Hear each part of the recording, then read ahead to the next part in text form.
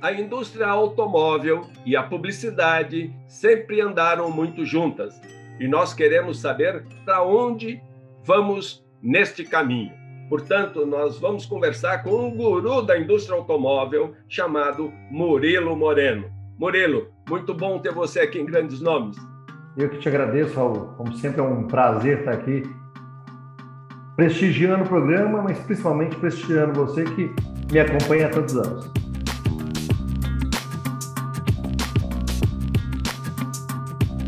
Álcool, gasolina, diesel, elétricos, como é que você vê o mercado a médio prazo?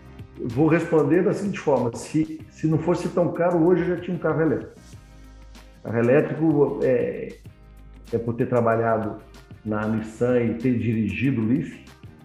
Eu sei que o carro elétrico é maravilhoso, é simplesmente uma outra sensação, é uma outra relação com o automóvel. Espetacular. O Brasil tem uma característica que a gente tem aqui um combustível, o álcool, que ele é menos poluente do que diesel e gasolina. Então, por conta disso, a gente talvez tenha um híbrido no futuro entre elétrico e o álcool.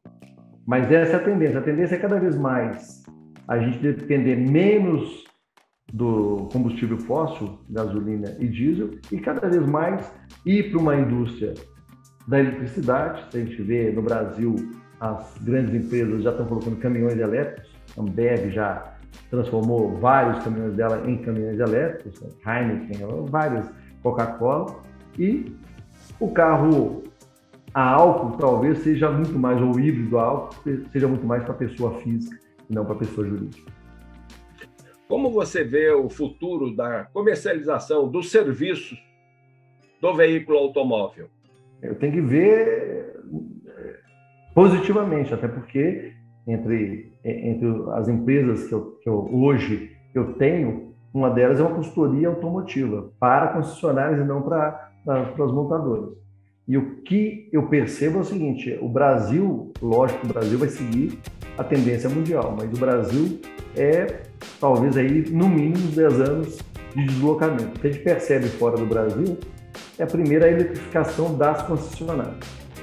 Segundo, o que a gente percebe lá fora é que as montadoras, como o carro elétrico ele dá menos manutenção, as montadoras elas estão entrando e assumindo certas, digamos assim, certos serviços que a concessionária fazia, ela está assumindo, mas dificilmente ela deixa de estar no mercado, as concessionárias.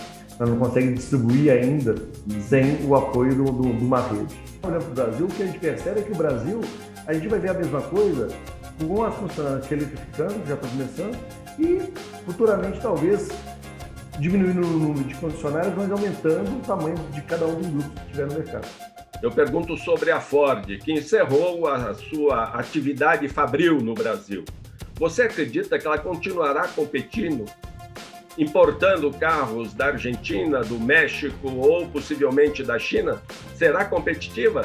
Na verdade, ela deixou de ser uma produtora local para ser uma importadora. E as importadoras que estão aqui no Brasil estão aí ganhando dinheiro, de vez em quando perdendo, mas assim, a gente não pode falar que não existe a possibilidade de ganhar dinheiro importando da Argentina, do México, dos Estados Unidos. A grande questão, e são duas talvez as questões da Ford, a primeira grande questão é ela vai ter que mudar o perfil do consumidor dela. Ela até outro dia tinha um perfil de consumidor relativamente popular.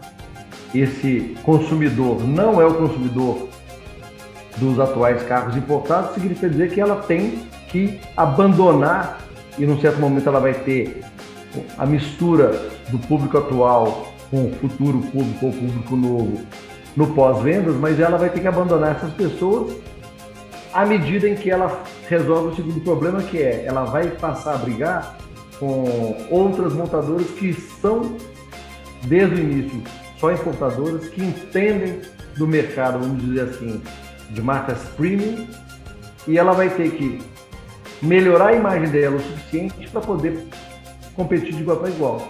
Quando um carro da Ford na hora da venda, tem o mesmo valor de uma marca premium, tipo BMW, Mercedes ou Audi, ou até Volvo, né, as 4 grandes premium do Brasil, a grande questão da Ford vai ser convencer que a marca dela é tão premium quanto, sendo que mundialmente falando, e mesmo no Brasil, ela sempre foi uma marca popular, como é Volkswagen, como é Ford, como é GM ou Renault, por exemplo. Bom, já um outro grupo, Stellantis, tem várias marcas, não é isso? Tem Fiat, Jeep, Peugeot, Citroën. As 2 primeiras me parecem muito bem no mercado. Não sei como anda Peugeot, Citroën. Qual é a análise que você tem do grupo Stellantis? Para mim, assim, é difícil até falar, porque eu sou ex-Fiat, né? Então eu tenho aí um certo orgulho de ver a Fiat bem no mercado. A Fiat voltou a ser líder. Ela lançou 2 carros, na Toro e a Nova Strada, que catapultaram ela para a liderança no meio dessa bagunça toda, né? Os concorrentes parando de produzir por falta de semicondutores, ela também sendo afetada, mas menos afetada, e junto a esse sucesso da Fiat, ela tem um outro sucesso, que é a Jeep. A Jeep está muito bem, está inclusive entre as 6 primeiras do Brasil, de novo, por conta da falta de semicondutores, mas está muito bem, vendendo muito. E aí ela recebe, dentro da mesma diretoria, a Peugeot e a Citroën, que vão muito bem lá fora, mas no Brasil andaram patinando nos últimos anos. O que a gente já percebeu é que isso fez muito bem para as 2 marcas, por algumas razões. Primeiro, porque se o grupo vê uma chance de ganhar mercado, é muito mais fácil ganhar mercado nas marcas que estavam mal e que podem passar a ficar bem, do que aquela que já é líder. Você, como líder, você precisa muito mais defender do que atacar o mercado. Já Citroën e Peugeot, o que a gente percebe nesse ano, é que as 2 já venderam até agora, mês de agosto, mais do que venderam no ano passado. Quer dizer que está indo bem, o market share triplicou, são pequenas, mas claramente o que a gente percebe é que a fusão fez muito bem para a antiga PSA, para a Peugeot e para a Citroën, e se o presidente e o grupo de executivos deles mantiverem as 2, né? Jeep e Fiat no mesmo voo de cruzeiro, vai ficar mais difícil ainda para as concorrentes chegarem perto da atual Stellantis. Uma outra controvérsia, podemos dizer assim, são nas marcas premium, não é isso? Nós temos uma BMW que está se fortalecendo em Araquari, porém, Mercedes e Audi nos parece um pouco mais para importar do que produzir. O que você vê de acertos e possíveis erros? A BMW está num momento fantástico. Ela está com uma linha de produtos bastante novo, não só no Brasil, mas a linha mundial dela. Mercedes, me parece que ela está atrasada nessa renovação, que a Audi já fez. A gente vê que a Audi acabou de renovar a linha toda, e isso a gente vê claramente nas vendas. Com a Mercedes não sendo mais tão destaque quanto é, você não colocou aqui a Volvo, mas a Volvo vem fazendo um trabalho excepcional, não só no Brasil, mas no mundo. Mas a gente precisa lembrar que essas 4 marcas, elas são de baixo volume, quando a gente pensa em cada um dos países que elas atuam, mas quando a gente pensa no mundo inteiro, elas são marcas de volume suficiente para poder competir com o custo em todos os lugares que elas estão. Então, o que acontece? Por que eu estou falando isso tudo? Porque quando uma marca como a Volvo lança um carro, ela lança um carro já considerando que vai vender um pouco no Brasil, um pouco na Índia, um pouco no Chile, um pouco nos Estados ou muito nos Estados Unidos, mas assim, ela considera isso tudo para poder lançar, enquanto uma marca local pensa só no mercado local. No caso da BMW, eu acho que ela acertou em cheio, porque ela trouxe o modelo certo, com o requinte correto, no preço certo, e aí ela está voando baixo, exatamente com a série 3 e com o modelo X1, que são fabricados aqui no Brasil. Então, assim, você vê claramente que é um momento, esse momento varia, e uma das coisas que fez com que tanto Audi quanto Mercedes desistissem do Brasil é a inconstância que havia nas leis de importação, de produção, naquela mudança durante ali o governo Dilma, mas o que a gente percebe agora é que elas, teoricamente, tomaram uma posição, vão ser importadoras. A BMW não, a BMW ela reforçou e, diferentemente das demais, realmente por isso, hoje ela é líder com uma diferença que nunca houve nesse mercado, porque ela realmente está fabricando e tendo custos mais adequados ao mercado brasileiro. Já outro importante grupo, Renault, Nissan e agora Mitsubishi, qual a tua análise, principalmente em relação à mais novata no grupo, a Mitsubishi? Essas três elas têm um problema que não é um problema brasileiro, né? Há alguns anos atrás a gente acompanhou o problema do ex-presidente, o brasileiro Carlos Ghosn, que foi acusado de estar sonegando impostos, chegou a ser preso, fugiu, está lá no Líbano, e isso, quer queira, quer não, afeta, porque existia ali uma linha de condução, uma estratégia da empresa, e à medida que o número 1 sai, existe uma readequação. O que a gente percebe claramente é que a Renault, a partir da contratação do novo CEO mundial, o Denmeio, né, que assumiu há 2 anos atrás, eles vêm mudando o posicionamento deles de uma linha mais popular para uma linha premium. A gente vai ver isso acontecendo aqui também no Brasil. A Nissan, ela continua com o foco dela principalmente nas SUVs e nos carros, digamos assim, de maior atratividade.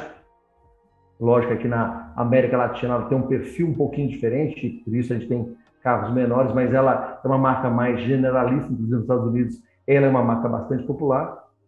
E a Mitsubishi é a possibilidade de, como é para Stellantis, Citroën e Peugeot, a possibilidade da marca crescer, mas ainda tem muito o que fazer em termos de fusão entre as três marcas.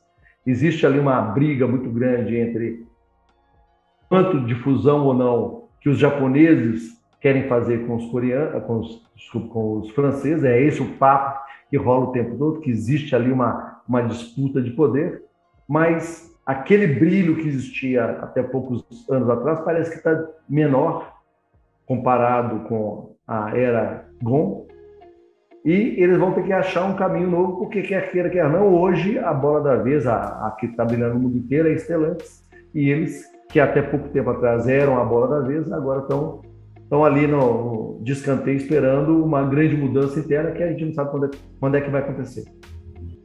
Você já fez um comentário sobre a Volvo. É uma marca premium, como Land Rover ou Jaguar. Elas, digamos assim, se alicerçam nos seus carros modelo SUV? Este é o caminho que você sente para que elas consigam crescer no mercado nacional? Na verdade, eu diria que elas se alicerçam no desejo da pessoa que tem um bolso mais largo, vamos dizer assim, que tem mais dinheiro para poder investir em automóveis. Então, se hoje o carro que está vendendo para quem tem um bolso mais confortável é o SUV, elas vão surfar o SUV. Se daqui a pouco o futuro for carro elétrico, elas vão estar todas no carro elétrico. Talvez a Land Rover seja menos, porque ela é de início uma marca 4x4, mas ainda assim, o que a gente vê nessas marcas premium e marcas de luxo é que elas vão se adequando ao desejo do consumidor que tem dinheiro suficiente para poder ter 5, 6, 7 carros no pátio, né, no estacionamento, na garagem. A gente vê, por exemplo, as marcas, até Ferrari está falando, né, de ter SUV, a Lamborghini, a Rolls-Royce, ou seja, todas elas vão para o mercado, não porque esse mercado, puxa vida, eu quero ir porque ele está dando dinheiro, mas porque se elas não tiverem onde está a pessoa que tem dinheiro, elas não conseguem fazer a transição para os próximos carros. Eu não consigo substituir um modelo por outro modelo. Então elas vão sempre estar nos mercados onde o consumidor dela está de olho e está interessado em comprar. Bom, já a GM e Volks seguem seus caminhos? São duas marcas que aqui no Brasil, não vou nem falar de mundo, mas aqui no Brasil tem comportamentos completamente diferentes nesse momento. Volkswagen, ela é teoricamente, a número 2, porque teoricamente, porque nesse momento também ela está sofrendo com a falta de semicondutores, mas ela vem claramente mudando também a linha dela para uma linha mais de carros maiores, vamos falar assim, eu ia falar mais premium, mas não obrigatoriamente a questão. Eles estão indo para o mercado dos SUVs mesmo. Acabaram de lançar o Taos, já tinham lançado o T-Cross, já tinham lançado o Virtus, ou seja, eles estão andando no mercado longe do mercado popular. A gente vê que o mercado de SUV no Brasil hoje está maior do que o mercado de populares. E a Volkswagen vem surfando bem essa onda. Já a GM, ela passou aí os últimos 5 meses por uma crise que ela nunca passou no Brasil, de fechar a fábrica, de ter que indenizar a rede, porque a rede não estava ganhando dinheiro vendendo carro, então ela, para evitar que as concessionárias fechassem, pagou as concessionárias para elas se manterem abertas. Hoje em São Paulo, se vocês verem os comerciais, ela está falando de pós-vendas. Por quê? Porque ela está chamando as pessoas para poder fazer a revisão dos carros e deixar algum dinheiro para os concessionários. A GM voltou essa semana a produzir o Onix, que já foi o carro número 1 do Brasil e, por ter sido parado de fabricar, despencou. E ela vai ter agora um trabalho enorme, que é reconstruir o espaço que ela perdeu para os concorrentes. Bom, e agora os japoneses, Toyota e Honda, o que você tem a comentar? É fantástico, a gente falou de Nissan, e é Sim. interessante que a gente não coloca a Nissan como se fosse japonês, como é a Toyota e Honda. Realmente, a Nissan ela tem um perfil mais ocidental entre as 3 japonesas. Mas Toyota e Honda, falando dessas duas, é impressionante, eu sou apaixonado pela cultura deles, porque eles não têm pressa. Eles sabem para onde que eles vão, eles sabem como é que eles vão chegar lá, mas eles vão passo a passo. A gente vê como é que a Toyota vai construindo o espaço dela no Brasil, acabou de lançar o Corolla Cross, e o Corolla Cross já virou um sucesso, tem fila de espera, preço subiu e sobe e continua vendendo.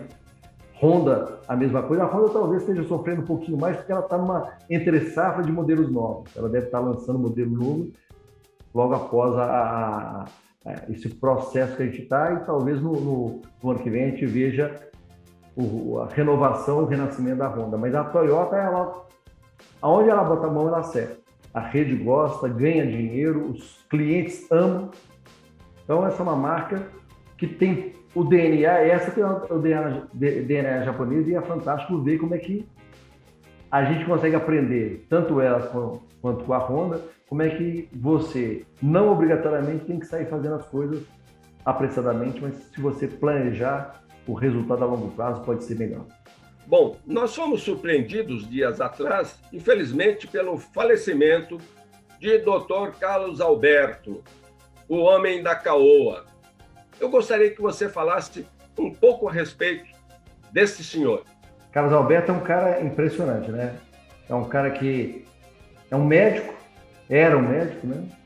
Começou lá no Nordeste e recebeu foi comprar um Galaxy, um Landau, e percebeu ali uma oportunidade para ele em termos de distribuição, passou a ser dono da concessionária, gostou da brincadeira, virou o maior concessionário Ford durante anos aqui no Brasil, resolveu entrar na questão da importação quando o mercado se abriu ali no período do Collor. Foi o primeiro importador de Renault no Brasil. Quando a Renault resolveu se instalar no Brasil, eles fizeram um acerto, passaram pela justiça, acertaram a lei, ou seja, não foi tão simples assim, mas recebeu uma indenização e resolveu, com aquele dinheiro, trazer um outro carro, um outro modelo que na época era o resto do resto, ou seja, ninguém apostava, que era o carro coreano. E ele trouxe Hyundai para o Brasil, e aí foi quando aconteceu a mágica.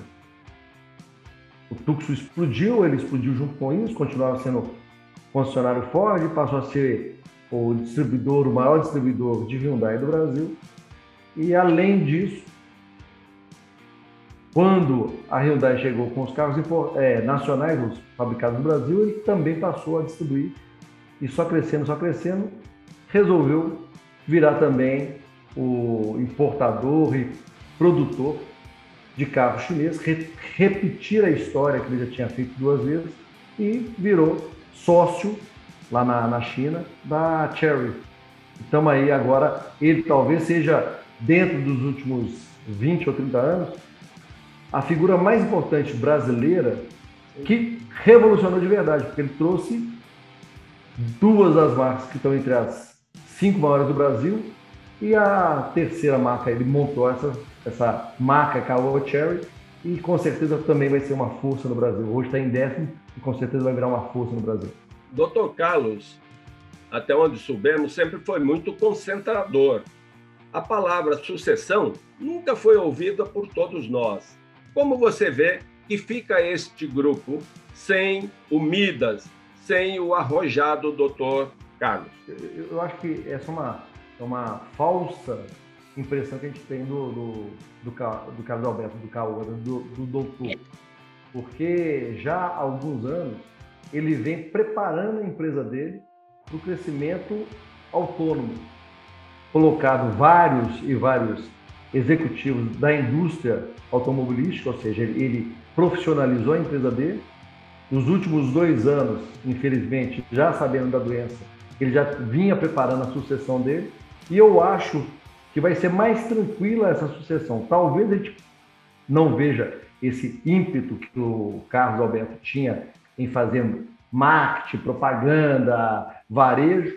Talvez a empresa fique um pouco mais parecida com as outras indústrias automobilísticas, com as outras montadoras, mas de todo jeito eu tenho certeza que a transição vai ser mais tranquila, porque ele, nos últimos 5, 6 anos, vem preparando a empresa para realmente ser uma das grandes montadoras, não só no Brasil, mas no mundo. Bom, as suas expectativas para os anos 2021, 2022 para a indústria automobilística brasileira? Para quem vai comprar, para nós consumidores, 2021 vai continuar sendo um ano difícil. Porque baixa produção, baixa oferta, alta demanda, preço sobe. Então os carros estão bastante, mas bastante caros. No curto prazo, o concessionário está ganhando muito dinheiro, o montador está ganhando muito dinheiro, e nós, os compradores, estamos tendo que pagar se a gente deseja ter um carro 0 km. 2022 a gente deve começar a ver o mercado se normatizar. Significa dizer que as montadoras que hoje estão com baixo volume por problemas de semicondutor tendem a crescer, e para crescer elas vão entrar numa guerra de preço, o que vai ser bom para nós, os consumidores. O preço, lógico que o preço não vai cair, o que eles vão fazer são ofertas, são colocar mais conteúdo pelo mesmo preço, ou seja, existe aí um processo, e eu acredito que no final de 2022 o mercado volte à quase normalidade daquilo que ele era em 2019.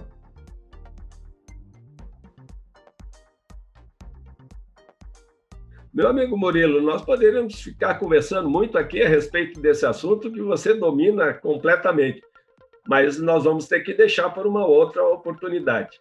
Muito bom ter você em Grandes Nomes. Como sempre, Raul, é um prazer estar aqui contigo. Sempre que você chamar, estou à disposição.